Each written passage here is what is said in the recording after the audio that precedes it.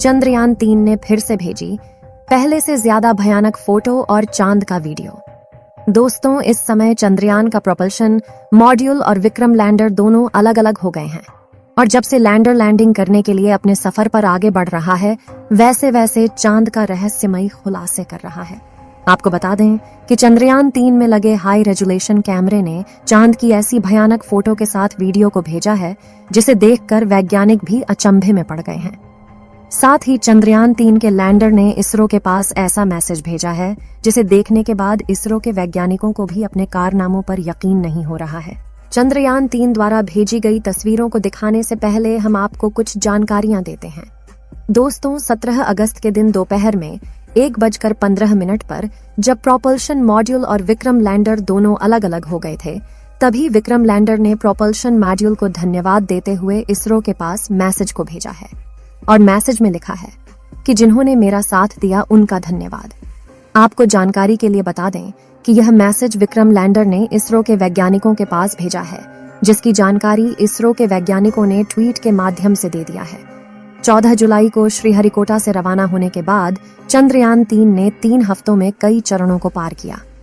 चंद्रयान-3 के propulsion module और Vikram lander के अलग होने के बाद विक्रम लैंडर की डी बूस्टिंग के पहले चरण को 18 अगस्त के दिन चालू कर दिया गया। चंद्रयान-3 के लैंडर की डी बूस्टिंग की जाएगी, यानी स्पीड को धीरे धीरे कम किया जाएगा। लेकिन दोस्तों, यह प्रक्रिया इतनी आसान नहीं है। अभी तक के सबसे कठिन कामों में से यह काम एक है जिसके लिए वैज्ञानिकों को काफी ज्यादा सावधानी बरतनी होती है। साथ ही आपको बता दें कि लैंडिंग के समय इसका AI यानी इसमें लगे आर्टिफिशियल इंटेलिजेंस खुद ही निर्णय लेगा कि चंद्रयान-3 को कहां पर लैंडिंग करना है। इसमें लगा आर्टिफिशियल इंटेलिजेंस इसमें लगे सेंसर और कैमरों के माध्यम से जानकारी लेता रहेगा और उसी जानकारी के माध्यम से वह तय करेगा कि उसे लैंडिंग कहां पर करना है। यानी कि चंद्रयान-3 का लैंडर अपने आप निर्णय लेगा कि उसे जिस जगह पर लैंडिंग करना है वह जगह उसके लिए सुरक्षित है या नहीं। यदि चंद्रयान-3 का लैंडर विक्रम किसी असुरक्षित जगह यानी किसी गड्ढे या फिर ज्यादा ऊबड़ खाबड़ सतह पर लैंडिंग करने वाला होगा, तो उसमें लगा AI सिस्टम उसे उस जगह से दूसरी जगह ले जाकर सुरक्षित लैंडिंग कराएगा। हम कह सकते हैं कि इस बार चंद्रयान-3 के सफल होने के चांसेस 100% है। चलिए दोस्तों, अब आपको चंद्रयान-3 द्वारा भेजी गई तस्वीरों को दिखाते हैं। दोस्तों, इस समय जो आप अपने मोबाइल स्क्रीन पर वीडियो को देख रहे हैं, यह वीडियो चंद्रयान-3 के विक्रम लैंडर में लगे लैंडर पोजीशन डिटेक्शन कैमरा द्वारा 17 अगस्त के दिन दोपहर 1 बजे कैप्चर किया गया है। इस वीडियो में आपको चांद की ऊबड़ खाबड़ सतह स्पष्ट दिखाई दे रही होगी और चांद की धरती पर मौजूद गड्ढे भी आपको दिखाई दे रहे होंगे। अगर हमारा चंद्रयान-3 रूस के लूना 25 से पहले चांद पर उतर जाता है तो हमारा देश चांद के दक्षिणी ध्रुव पर उतरने वाला दुनिया का पहला देश बन जाएगा। लेकिन ऐसा होना काफी मुश्किल है क्योंकि रूस की रोज कॉस्मोस स्पेस एजेंसी ने लूना 25 को चंद्रयान से पहले उतारने का दावा किया है। अगर रूस का लूना 25 सही सलामत रहा तो वह चांद पर 22 अगस्त को सफलतापूर्वक सॉफ्ट लैंडिंग कर जाएगा। लेकिन यदि लूना 25 के साथ कुछ दिक्कतें आती हैं तो हमारा चंद्रयान 23 अगस्त को शाम 5:27 पर चांद की सतह पर सफलतापूर्वक लैंडिंग करेगा। और अगर ऐसा हो गया तो हमारा देश चांद के दक्षिणी ध्रुव पर उतरने वाला दुनिया का पहला देश बन जाएगा। लेकिन यही आखिरी पड़ाव इस पूरे मिशन का सबसे मुश्किल पार्ट है। यहाँ तक हमारा चंद्रयान-2 भी इसी स्टेप पर आकर फेल हो गया था। लेकिन सवाल ये उठता है कि चांद की दुनिया इतनी खतरनाक क्यों है? इसे थोड़ा गहराई से समझते हैं। दोस्तों, हमसे 3,84,400 किलोमीटर की दूरी पर मौजूद चंद्रमा हमारी पृथ्वी का एकमात्र प्राकृतिक उपग्रह है। धरती से देखने पर यह भले ही हमें गोल नजर आता हो, लेकिन हकीकत में यह भी पृथ्वी की तरह थोड़ा अंडाकार है। चांद का वायुमंडल बहुत ज्यादा पतला है और ये हीलियम, आर्गन, सोडियम और पोटेशियम से मिलकर बना है। चांद पर पानी भी मौजूद है, जिसकी खोज साल 2009 में हमारे चंद्रयान-1 ने सबसे पहले की थी।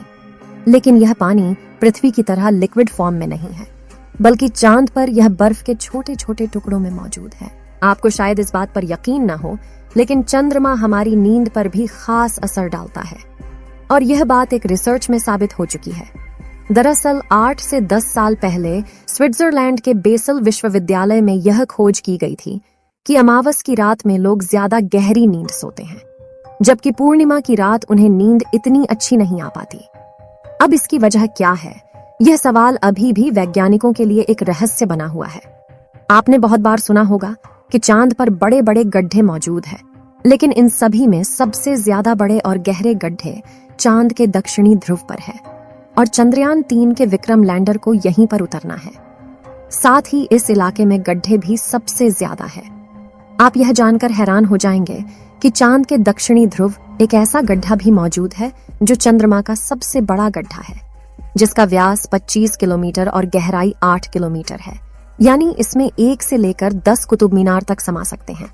इतना ही नहीं, बल्कि हमारे पूरे सोलर सिस्टम का सबसे बड़ा गड्ढा है। दोस्तों, चांद के दक्षिणी ध्रुव को सिर्फ इसके गड्ढे ही इतना खतरनाक नहीं बनाते, बल्कि बेहद ठंडा तापमान भी इस जगह के भयानक होने की एक बड़ी वजह है।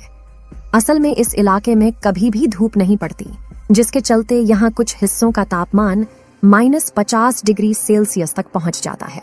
ऐसे में कोई नहीं जानता कि यहाँ कौन से रहस्य छुपे हुए हैं। वैज्ञानिकों का अनुमान है कि चांद के इन गड्ढों के नीचे बेशुमार पानी छुपा हो सकता है, या फिर हो सकता है कि यहाँ हमें कुछ ऐसा मिल जाए जिससे यह पता चले कि दूसरे प्राकृतिक संसाधन जैसे सोडियम, मरकरी, मेथेन और अमोनिया का खजाना यही है। यही वजह है कि हमारे इसरो के वैज्ञानिक ने अपने चंद्रयान 3 को चांद के इस खतरनाक इलाके में भेजने का रिस्क उठाया है।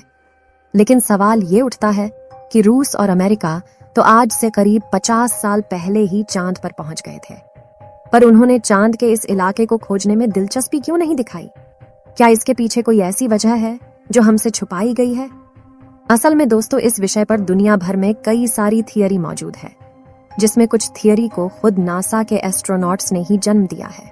1969 और 1972 के बीच अपने अपोलो प्रोग्राम के तहत नासा ने कुल 12 अंतरिक्ष यात्री यानी एस्ट्रोनॉट्स वैज्ञानिकों को चांद पर भेजा था, और उनमें से कई एस्ट्रोनॉट्स चांद के अंधेरी दुनिया के बारे में हैरान कर देने वाला खुलासा कर चुके हैं। कुछ ने तो चांद पर एलियंस के मौजूद होने की बात भी कही थी, और लोग कहते हैं कि नासा ने 1972 के बाद अब तक इसीलिए कोई मून मिशन नहीं भेजा, क्योंकि उसको चांद की दुनिया के यह गहरे राज पता चल गए थे। हालांकि नासा की तरफ से इसकी वजह दी गई कि चांद पर ऐसा कुछ नहीं है जिसकी खोज की जाए, इसलिए अब इस मिशन पर और ज्यादा पैसा बर्बाद नहीं करना चाहता था। तो दोस्तों, अगर भविष्य में मौका मिले तो क्या आप चांद पर जाकर बसना चाहेंगे? अपनी राय कमेंट में जरूर बताएं। आज के लिए इतना ही। आपकी आखिरी जिम्मेदारी इस वीडियो को लाइक करके शेयर करने की है। इसे ज्यादा से ज्यादा मित्रों तक शेयर करें ताकि उन्हें भी जानकारी मिल सके। और भी ऐसी ही नॉलेजेबल वीडियो के लिए अपने भरोसेमंद चैनल को सब्सक्राइब जरूर करें और बेल आइकन को ऑल पर सिलेक्ट करना बिल्कुल ना भूलें। वीडियो को अंत तक देखने के लिए धन्यवाद।